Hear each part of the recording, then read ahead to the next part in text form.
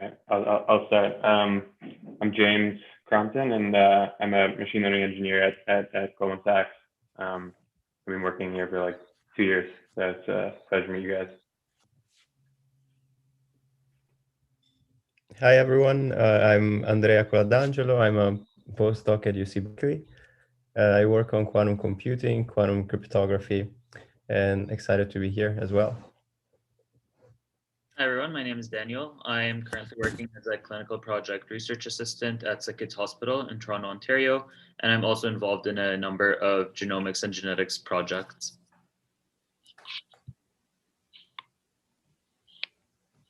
Awesome. With that, we can go into our first presentation, which is Project Gaia. Can you just take it away? Feel free to share your screen. All right, so can everyone see my screen? Awesome. Yep. All right. This is Guido and Ahsoka, two baby orangutans rescued from the Indonesian rainforests. When the international rescue team found them, they looked like this. They'd been separated from their mothers due to deforestation caused by a near palm oil production facility and had seen some of the worst skin infections, the team noted. These orangutans, an endangered species, are facing extinction. So why is this such a big deal? Every single hour, 300 football fields worth of rainforests are burned down or cleared due to palm oil production. Let me repeat that. 300 football fields worth of forest is destroyed every hour. That's roughly the same size as the country of Monaco. This is bad news. Bad news, both for the ecosystem and for climate change. Burning trees releases a ton of CO2. But to make things worse, most of these forests are peatland, which is a type of forest that releases 100 times more CO2. And the worst part is, it's destroying whole ecosystems. By destroying these ecosystems, these animals are forced to relocate. And it's hard. Many animals are unable to adapt to these new environments, and many species, like orangutans, rhinos, pygmy elephants, and Sumatran tigers, are on the brink of extinction. But fear not, for Project Gaia is here. Project Gaia turns toward genome editing to redefine the palm oil production process. Rather than destroying life to harness this substance that the world is hooked on, we aim to harness life for our production process. We're applying CRISPR-Cas9 gene editing techniques to produce synthetic red palm oil in E. coli bacteria, creating a more sustainable approach by far. Here's how it works. The CRISPR-Cas9 system consists of two key molecules that introduce a change into the DNA. First, an enzyme called Cas9 acts as a pair of gene scissors, cutting the DNA at specific locations. Then, a piece of guide RNA that consists of a small piece of DNA-designed RNA scaffold called guides binds the DNA, thus creating a genetically modified organism. As can be seen here, we are using 3-oxacyl acyl carrier protein synthesis 3 as the guide RNA. Our gene editing approach induces overexpression of FABH, an E. coli bacteria. FABH is a protein involved in the biosynthesis of various fatty acids. Since the chemical composition of red palm oil consists of these fatty acids, we will be able to harvest the synthetic palm oil for commercial use. Now let's dive into the operational timeline and business model. The operational timeline consists of 3 stages: pre-launch, launch, and post-launch. During the pre-launch stage, we will be doing all the preparations necessary for the manufacturing. This includes recruitment of employees, finding buyers, advertising, partnerships, and the research necessary to maximize the yield of palm oil. The facility itself is modeled after Eli Lilly & Co., an insulin manufacturing factory. It will occupy 30 hectares with 10,000 bioreactors. The projected capex would be $280 million annually, or 336 tons annually.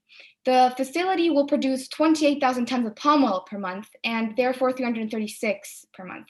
Launch stage is when the manufacturing will be at full scale. The facility will produce, once again, 28,000 tons of palm oil per month, or 336,000 tons per month. Palm oil will be sold at a market price of $800 per ton, and this will yield a revenue of $267.6 million per year, or a profit of $52.8 million per year.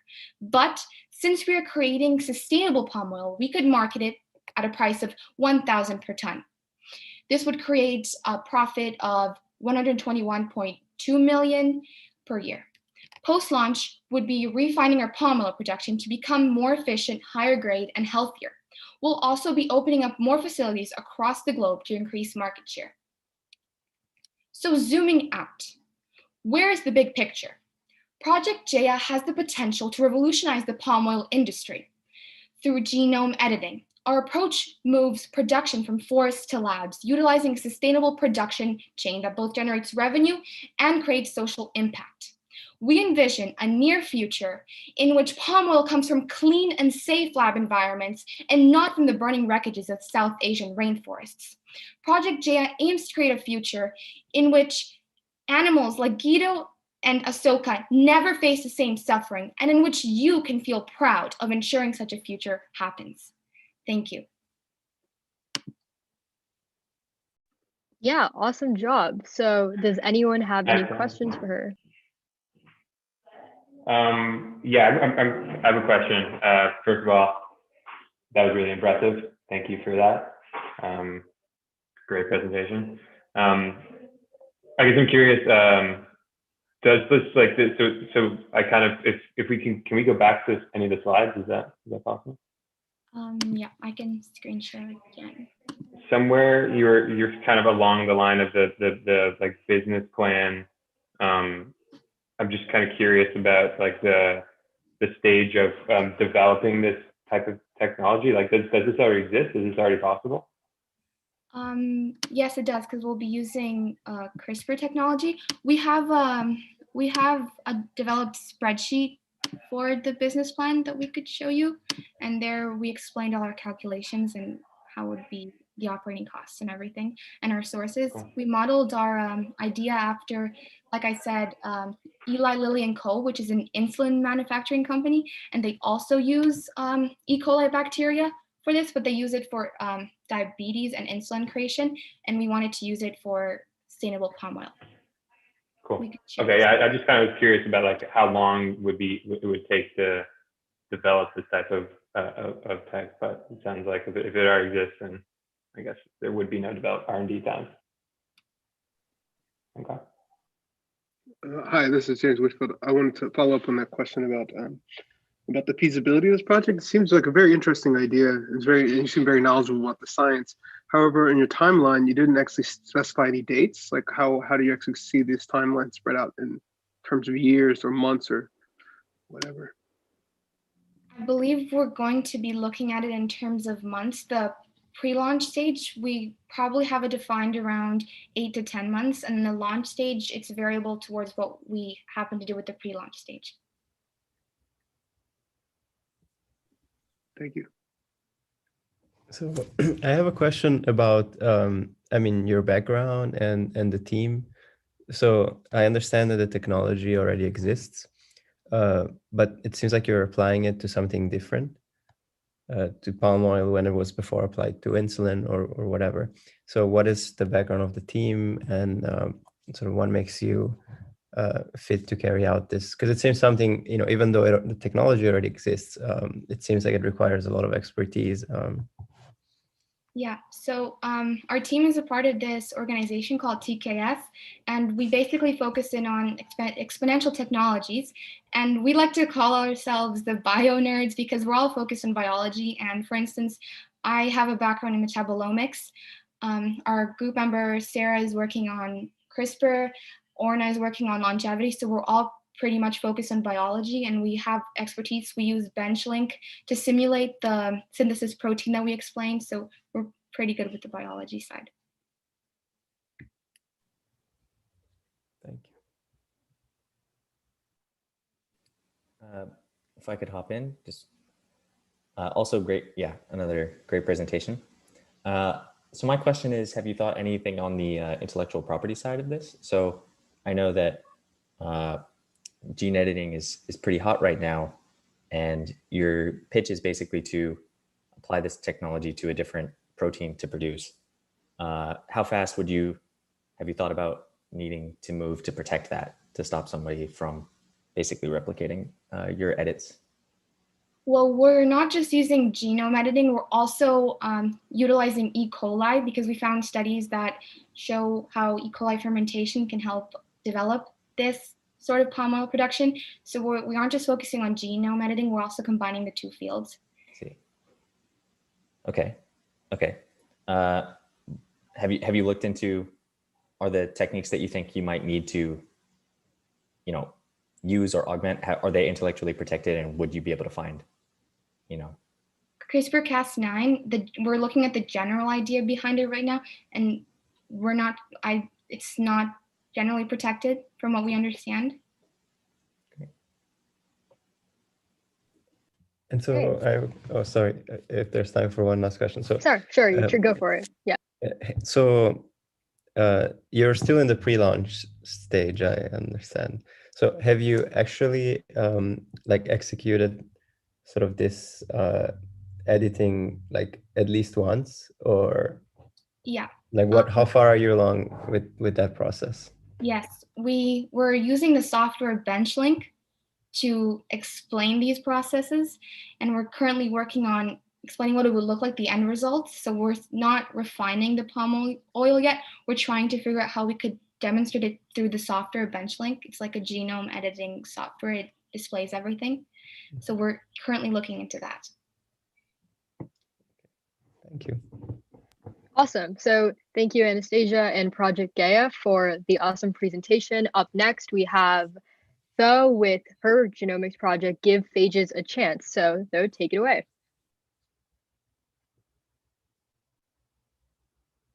Can you see my screen? Okay. Mm-hmm. Yep.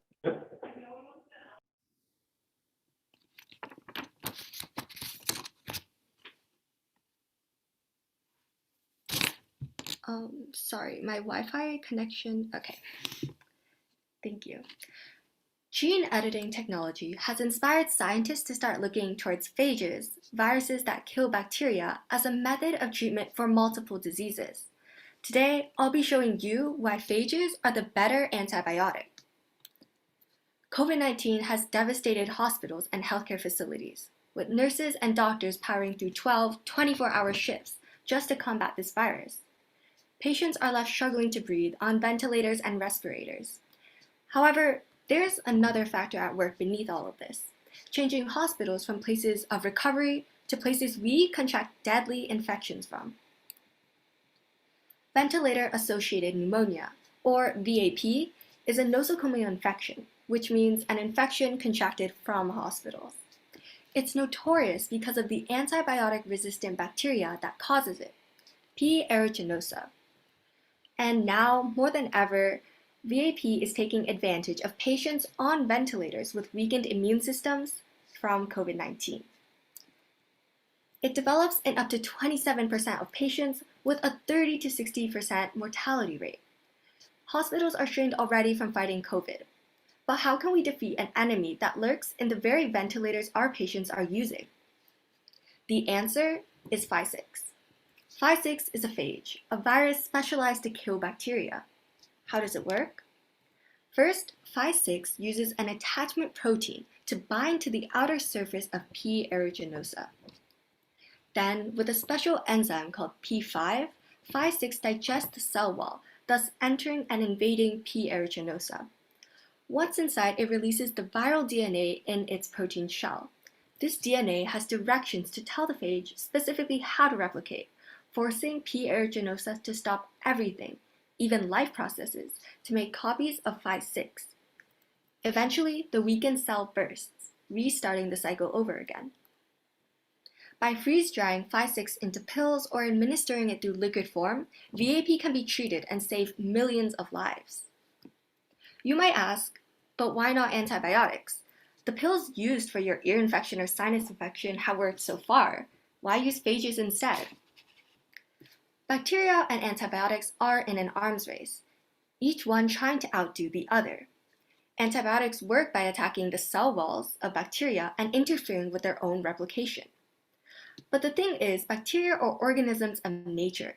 They're constantly evolving and evolving and evolving. Using an antibiotic for the first time on a species will wipe out almost all of the organisms, but a few will survive and live on to reproduce. Eventually, the species develops what is called antibiotic resistance, and these strains are called supergerms. P. aeruginosa is one of these supergerms, which is why, despite our best efforts to research new types of antibiotics, using antibiotics to treat VAP will fail in the long term. More than 35,000 deaths in the US per year are because of antibiotic resistance. And with the suffering that COVID-19 has brought, we simply can't afford to lose any more lives. But phages are the solution we've been looking for. They were discovered independently by Felix Darrell and Frederick Tort. Unfortunately, they were overshadowed once antibiotics were discovered. Phages were shelved because antibiotics seemed to be more effective.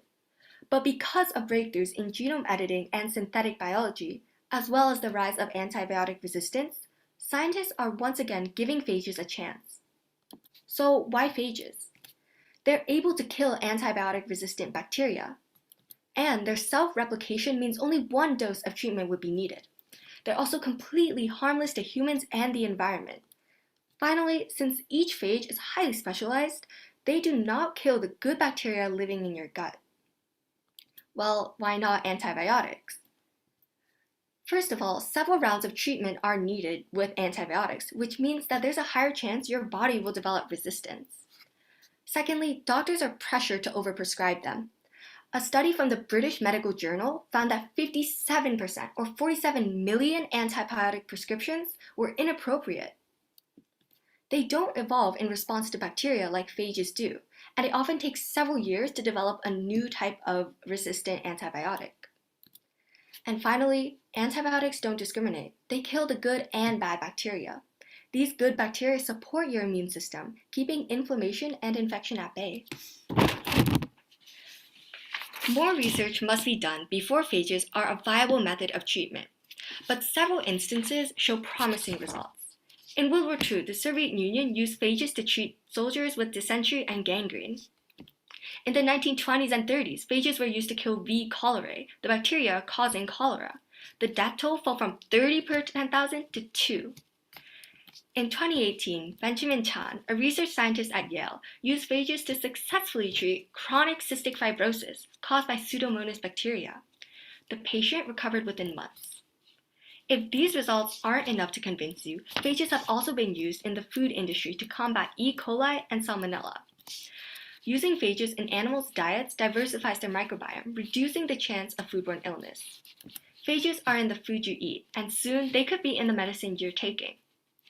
So the next time you bite into your favorite burger or salad, think of all the phages working 24/7 to make sure you're free of disease. Funding for trials and studies opens up more doors towards this possibility of phages in sustainable healthcare. All we have to do is give phages a chance. Thank you for listening to my presentation.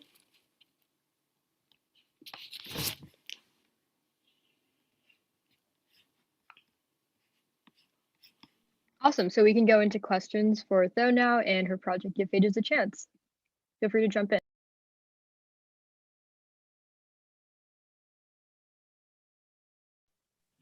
I can go first. Very good idea. I guess my first question would be, have you considered the half-life of these bacteriophages?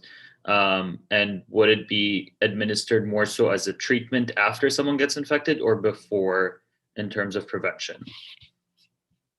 Yes. So phages tend to be highly specialized, which is why using them for wounds means that they'll probably only target a couple kinds of bacteria. This means that using phages in conjunction with antibiotics can treat many types of diseases. And also, bacteriophages, when they enter into the immune system, usually they're recognized as strangers, as foreigners, because the body isn't that familiar. But doctors can reduce this by applying substantial amounts of phages in the first place to help the body adjust.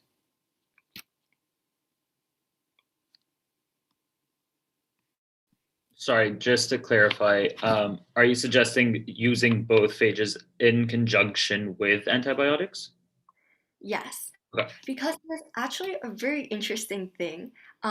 Bacteria can develop resistance to phages and antibiotics, but not both. So when using phages, the bacteria resistance to antibiotics decreases, which shows that even though there's more antibiotic resistance, phage therapy could be used as a possibility to decrease this. Thank you.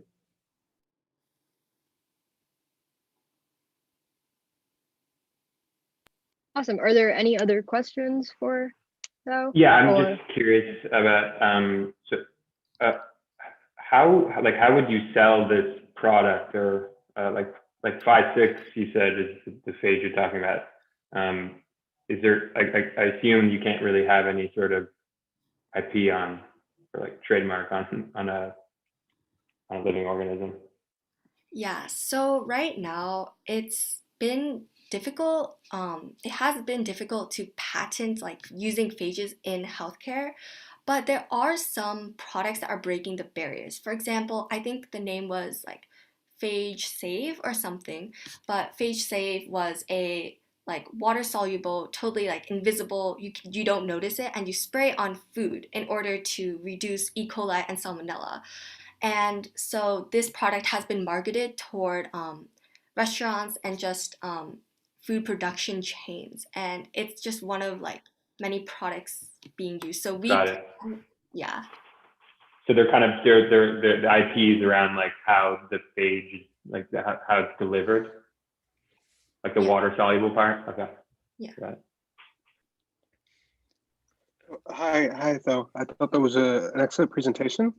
I had a few questions about sort of the business potential and sort of the execution.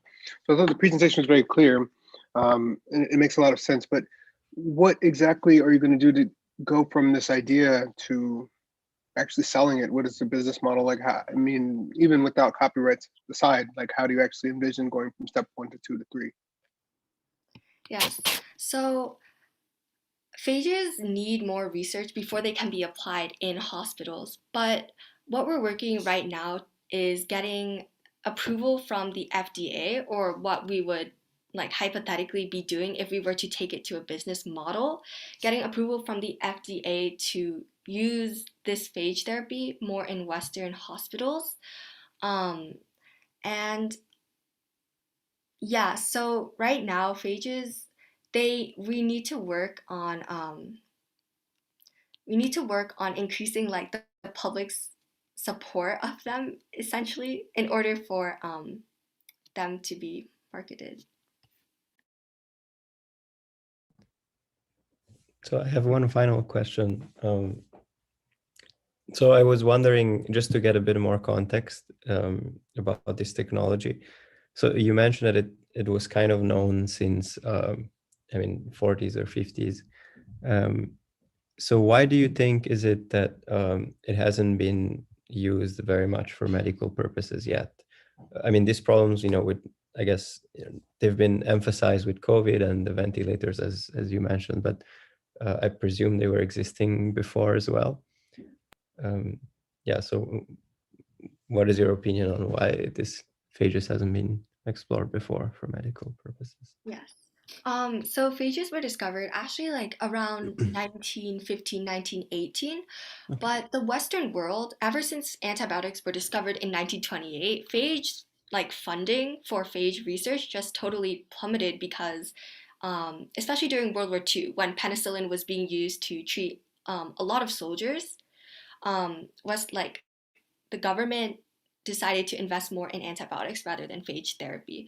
But in like Western Europe and Eastern Europe, there have been some institutes which continued going on with phage therapy.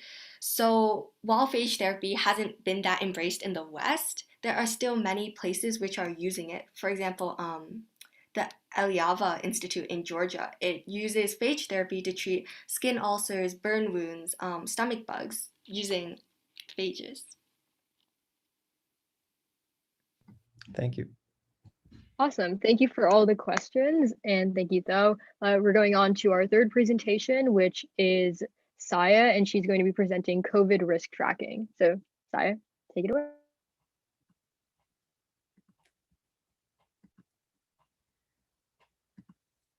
All right, can you see this? Yep. All right, sounds good. So let me take you back in time. It's 2019, and you go to the gym for your morning workout, and then you go dine indoors with your friends at your favorite restaurant, and then you go to your favorite artist concert with thousands of other people. But let me stop right there, because currently this feels much more like a distant dream than it does a reality. And in Chicago, a research study showed that in 10% of places, including restaurants, gyms, and concerts, 85% of predicted COVID-19 spread occurred. So these places are also known as super spreaders. So the current methods for contact tracing include a manual method where somebody who tests positive must recall every contact within the past 2 weeks. So naturally, you cannot track these super spreader events. And the digital method includes a Bluetooth low energy method where when two smartphones are within 6 feet for greater than 10 minutes, those two people are said to have been in contact. And so when someone upstream tests positive, everybody downstream is notified. However, apps such as these have faced multiple trust issues in the past, despite it not collecting location data like GPS. So we propose a new COVID-19 exposure app that leverages AI to calculate a risk score of the chance that you currently have COVID-19. So this is not in any way a diagnosis app. We wanted to help people better quantify their own risk so that they can make more informed decisions for them in the future. So it's more of a COVID awareness app. And so this UI, we've modeled it after a fitness app because we wanted users to have a better sense of their own COVID-19 exposure data. So in practice, we want this app to look kind of like a digital passport. So let's say you want to go to that concert. 2 weeks before entry, you're going to download the app, turn on your Bluetooth contact tracing so that on the day of the concert, you'll come in and you'll scan your app. And if your risk score is below a certain threshold, so let's say 10%, then you will be allowed entry. So in order to do this, we're going to have to partner with governments, but also restaurants, gyms, concert venues, etc., so that we can actually mandate this app for entry. So we also want to prioritize working with local businesses because they have been especially suffering during this pandemic, and we want to help them create this safer transition back to normal life. And we also wanted to focus on this more non-essential reopening so that people would have more of an incentive to download the app in the first place. So more about this COVID-19 risk score, which is the main feature of this app. It would be on a scale of 0 to 100, 0 being you don't have COVID, 100 being you probably have COVID. And here we would have multiple different factors going into this. So one would be from the Bluetooth low energy data. So here we could figure out how many first degree contacts have you had with somebody who tested positive, secondary contacts, etc.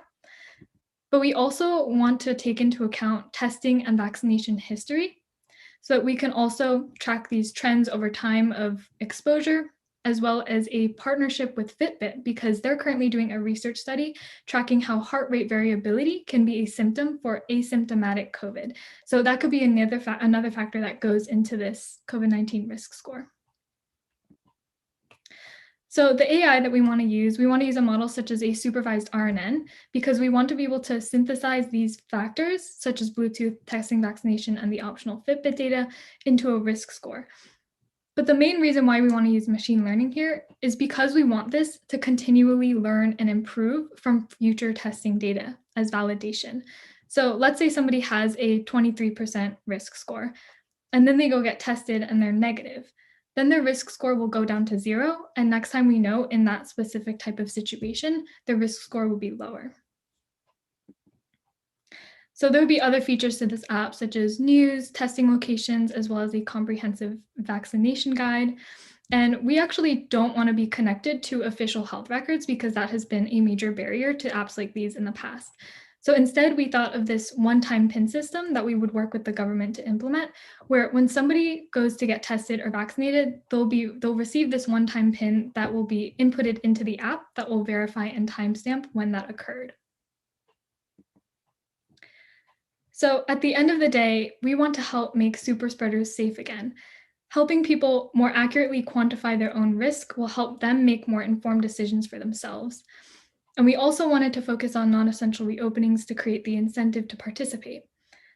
The MIT Tech Review said that 56% participation for these types of COVID-19 Bluetooth apps is optimal. However, they are still effective at lower levels.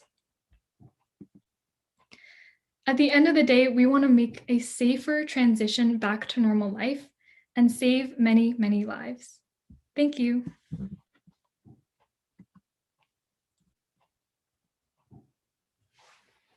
Awesome. So we can go into questions now.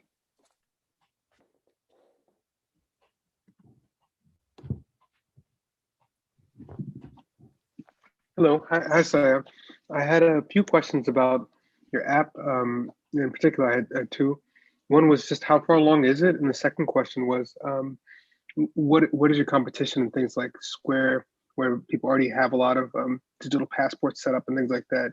That would be a very natural either competition or collaborator. And you mentioned also, I forget what the other app you mentioned, but yeah, you can just say a little bit about how you kind of see that competition and about how you. Yeah, so our hope is that this is not a competition just because this is such a pervasive issue that is affecting everybody.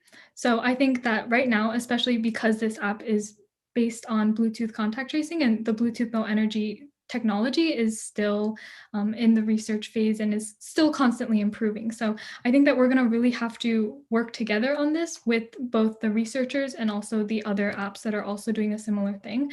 But we really wanted to focus on creating more of a way for users to assess their own COVID risk on a day-to-day basis, because a lot of these apps currently are just either you've been exposed or you haven't been exposed. And we wanted to create more of that in between so people can make more day-to-day decisions.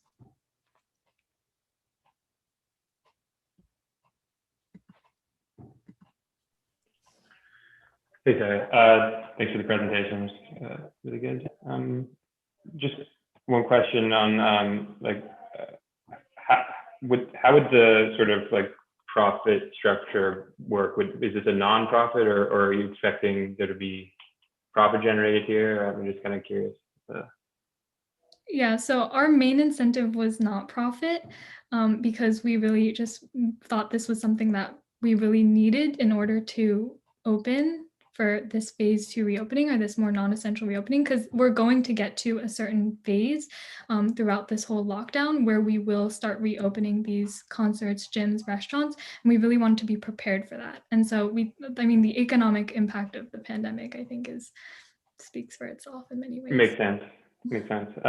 So then I guess you would have to probably like serving this somewhere and paying for like training that RNN you talked about and that kind of thing. Would that just come from like government funding, I suppose, or? Yeah, so we were thinking of government funding, and also in terms of the early stages before we deploy this, we wanted to do more beta testing in smaller areas so that we could scale this up effectively. Makes sense. Yeah, cool. Hi, Saya. So I think this is a wonderful idea. So I have two couple questions.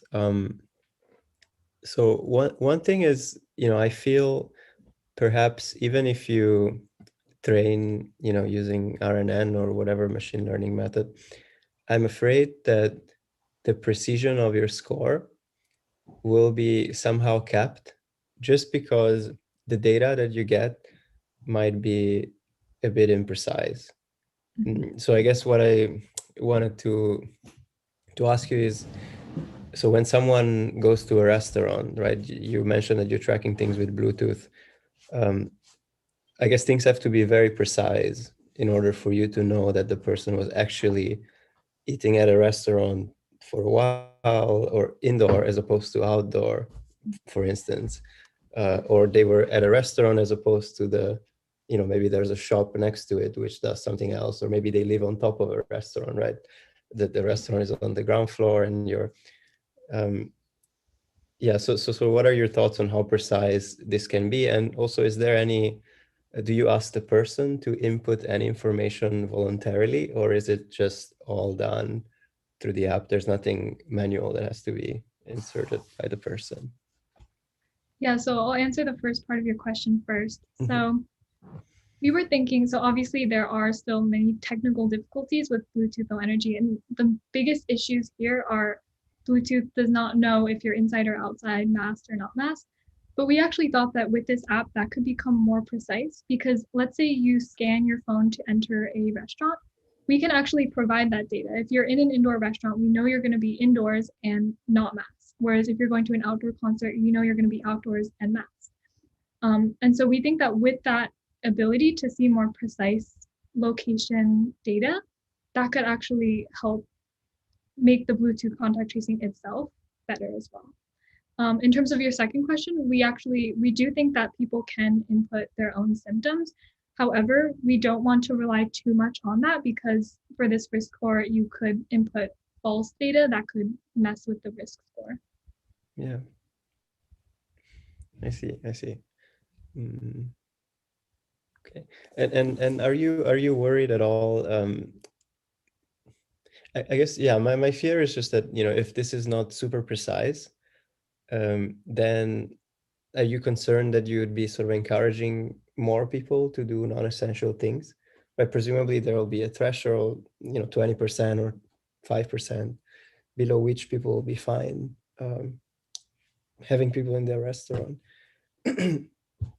So maybe this will encourage more people to actually do non-essential things, which will result in more cases overall.